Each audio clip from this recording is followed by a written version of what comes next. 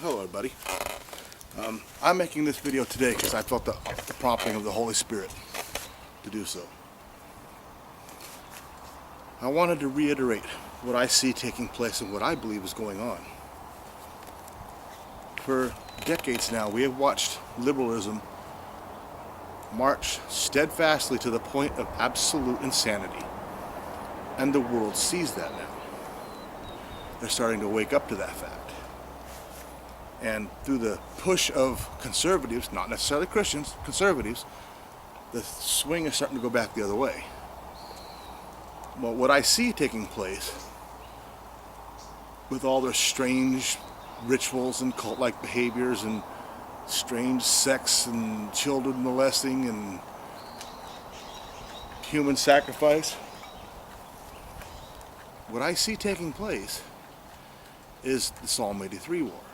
Now, through liberalism, fundamentalist Islam has been inserted into virtually every country on the face of this planet. And through their animalistic behavior, murdering, worldwide millions of people. Knives, guns, bombs, trucks. This is fundamentalist Islam. This isn't the fake, coexist Islam. This is real Islam. And the world's going to have to deal with that. And that's where I believe the Antichrist comes in, when he's released. Revelation chapter 6, verses 1 and 2. He's going out to conquer the world. Well, he has to have a platform to start with. And that platform is chaos. Because when this war kicks off, it's going to be war within the borders of every country on the face of the planet against fundamentalist Islam. Catholicism has already gathered the world's religions that are not Christian to itself in order to begin the fight back. And the world, the secular world, labels Catholicism as Christianity, as well as Mormonism, Seventh-day Adventist, Emergent Church, the whole world. The whole secular world naming whatever group they deem as being Christian, even though it's nothing even remotely close. So say he's released. This war is intense, it's fast, it's hot, and what sparks it is Isaiah 17. So one of those militant groups, whether it's Assad or whoever, is going to do something horrific to Israel, and Israel's going to have to respond. And when they do, it's probably going to be, a nuke. They're probably going to nuke Damascus for it to be uninhabited for all this time. It to be rendered that way, it has to be something where people can't go into it. So that will instantaneously, just like that, there's Psalm 83 for you.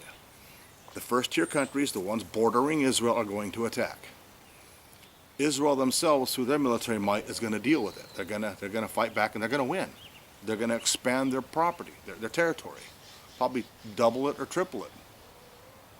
That's why when the Antichrist on the altar commits the abomination of desolation, and the Hebrews realize, this is not our Messiah, they take off into the Jordan area. Well, that's because Hebrew will be controlling that. Now, so it's my contention that through liberalism, this is going to spark off. This is going to kick off. The world's going to reject it. They're going to see, okay, these liberal bastards just put all these maniacs into our populations, and they're killing us. And these liberal people are going to be the same ones that the populace rises up and removes from power and probably kills them. It's going to be chaos. That's what has to happen in order for the Antichrist to come in. And we're watching it. I mean, you cannot watch these countries surrounding Israel lob missiles and rockets at each other, Israel striking them left and right, and not understand that Isaiah 17:1 and Psalm 83 are in full prophetic view. They're in the process of being fulfilled.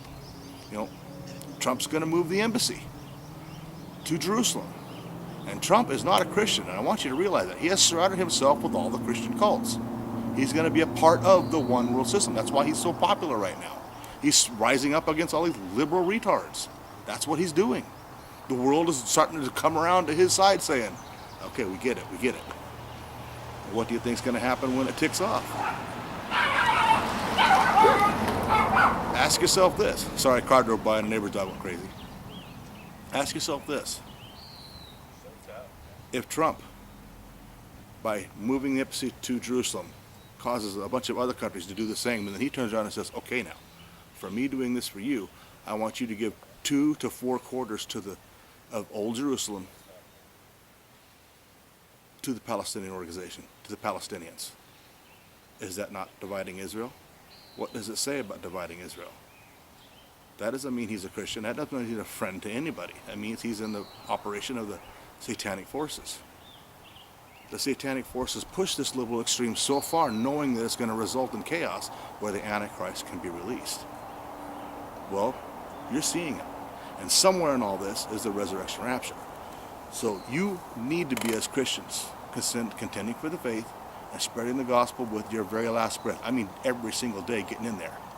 You can go to any bookstore, not bookstore, but dollar store, and pick up a King James Bible, full King James Bible for $1. Make an after rapture packet. Have them ready to go for your family and friends. We're there. Detail what's going to happen next prophetically. Go step by step. Tell them. Because there's going to be great signs and wonders that are going to come right after that. Whether it's aliens or the Antichrist pulling off all these miracles, he's going to convince a lot of people that he's God.